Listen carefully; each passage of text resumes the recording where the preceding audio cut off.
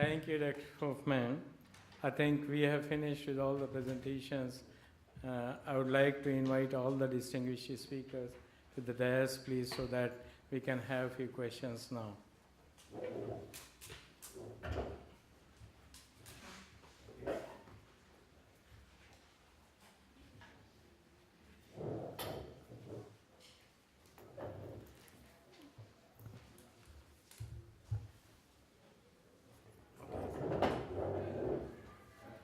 Come on this side.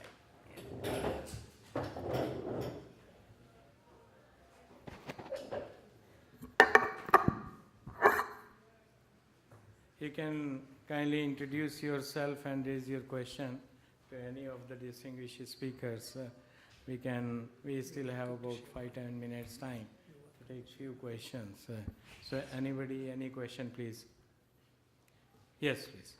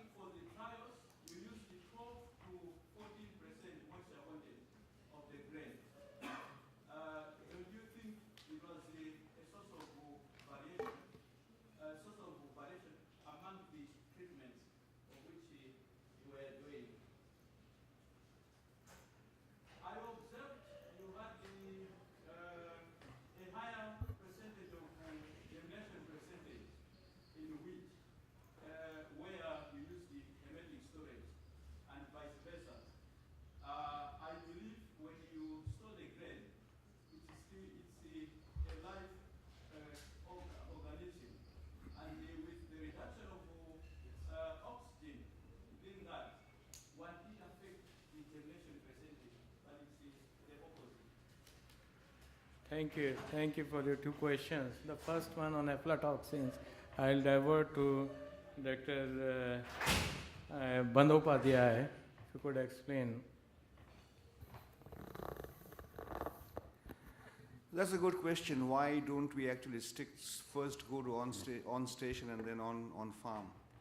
The reason is, there are two reasons. One is, these trials that we do, they need larger areas. And the reason why they need larger area is because the strains actually move from one field to another field. And we always need controls. And the controls have to be not too far away. But your field size have to be larger. Your number of replications have to be larger. On station, you just can't accumulate it. Many of the places, you don't have enough area to run these trials.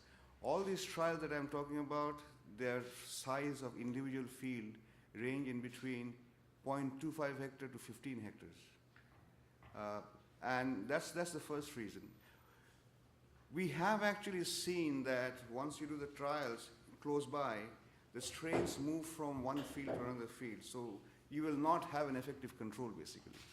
So that's one of the reasons. Second reason is, these strains are all native strains. We are not actually introducing a strain from any other place.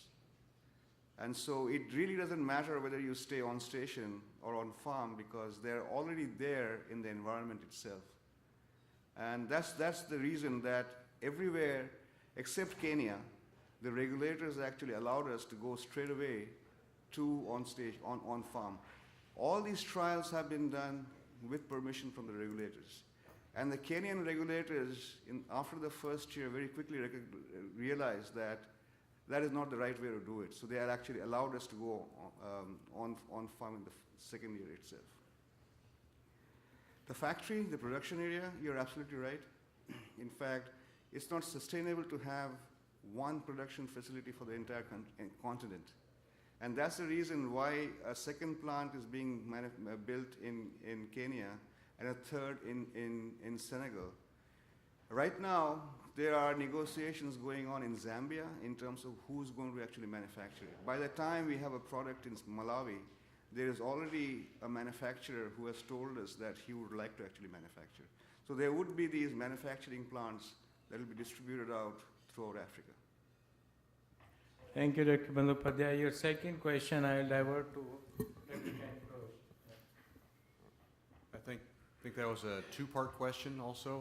What was the cause for the 12 to 14% variation in one of the treatments? Well, one of the limitations is when we sampled for moisture content, we didn't take a large number of samples. So the variability tends to be rather high in moisture content anyway. And during the course of the study for the 1 ton bag, moisture tended to migrate, we think moisture tended to migrate away from various areas. So that was one reason why the moisture content drifted during the study. Due to temperature fluctuations, moisture moves around the stored bulk, okay, even though it's only a 1 ton bag. The second part, I'm losing track. Oh, the germination, yes. I'm not a real expert on what influences wheat germination, but low oxygen levels during storage, I don't think will affect the germination rate. We didn't measure oxygen levels, so we don't really know what there was during the storage study that we did. And the germination characteristics may be typical for this variety of wheat and may be different for another variety of wheat. Let me add something on that particular point. Our data on many, many different types of seeds and scientific studies show you're dealing with multiple effects. Obviously, limiting the insects is very important. Not so obvious, but important, is preventing significant mold growth, which low oxygen, high CO2, low moisture does. And then you have the direct effects of high moisture content on the seed. So you're dealing with multiple effects. Thank you. Any more question? Oh. Oh, that's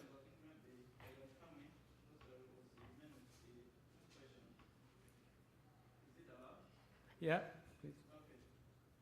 My last question is on a presentation that will be blending means and the mothers. I don't know whether the presenter is in. Oh, he had to leave because of some other urgent work. So maybe you can discuss with him later on. Yeah, so that's it. Yeah. So I have a couple of queries, not the questions really, about this seed viability loss. And Dr. Rausch mentioned in 3 types of bag, 88% in hermetic bags, and then 85% in metallic bins, and then 82% in gunny bags. What is statistically different? And then, I mean, it was just an observation initially that, yeah. Yeah, those were significant. Yeah, and my one question is to Dr. Laura about the dehydrated tomato. How is it is catching market in Costa Rica? Because in India we don't have this type of product available in the market. So what is the utility of that and how we can use it? When we ask some of the consumers, it turns out that in Costa Rica consumers are looking into different sorts of food coming from different parts of the world. We are starting to learn how to eat some different stuff. So, for example, Italian cuisine has become popular as well as others. So we do know, some people told us directly that they would use the dry tomato, for example, in a sauce preparation, in a salad preparation, They would put it into oil and then chop it and then use it, for example, in some pasta. So they are starting to learn to use it in that sort of way. The other one is that, for example, we are importing a lot of tomato paste, the really dried and concentrated one. So some small scale, for example, restaurants and local restaurants might be taking into consideration using this tomato or even powdered tomato and then reprocess it into some sort of sauce so that they would have a lowest space of storage since it is dehydrated, lower weight when you have to transport it, but then you can reuse it in some other preparation. Thank you. Thank you. Just two small queries to Dr. Ranajit Bandyopadhyay. And it's, you mentioned that this fungal infestation is a predisposition during the pre-harvest process. So is there anything we can do to avoid predisposition of the crop due to this aspergillus flavus? Because aspergillus flavus is a ubiquitous fungus. It's present, omnipresent, everywhere it is. But there are certain triggering factors which if they are managed, I think there was a good presentation by Dr. Hoffmann about that also. But during your work there in African countries, could you encounter that type of solution also? In terms of pre-harvest, reduction in pre-harvest infestation, in peanuts I know a couple of technologies have been tried, and one of them is basically any technology through which you can actually conserve soil moisture and let the plants not have stress. Reduction in stress actually, Aspergillus flavus is an opportunistic pathogen. So if you can reduce the stress on the plant, you can reduce infection on the plant too.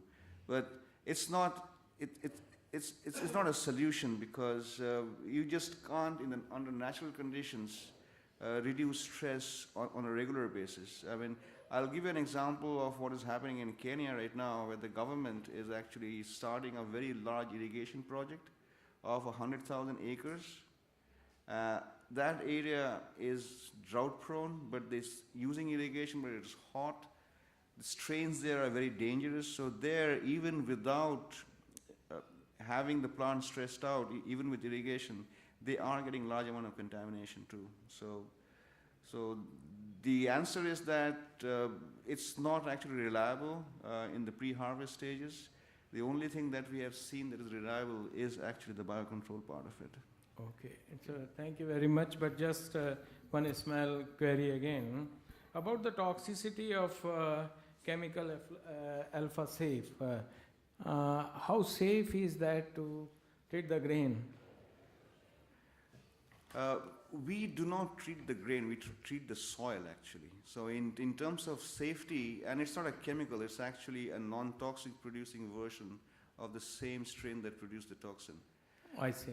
Okay, Yeah. so it's not a chemical. Yeah. It's a biological product. And we have been asked to do several toxicological and ecotoxicological studies with these strains. And when the regulators actually see these results, they sometimes think that the treatments were, it's so similar between treated and untreated that sometimes they think that why are they not seeing any symptom at all? So in other words, what I'm trying to say is it's absolutely safe, both in terms of toxicology and ecotoxicological parameters. Thank you very much, Dr. Bandyopadhyay. If no more questions, then let us give a big hand to all the distinguished speakers here. And with that, I thank the audience also for their patience being with us in this very important session. So with this, we conclude the session. Thank you very much.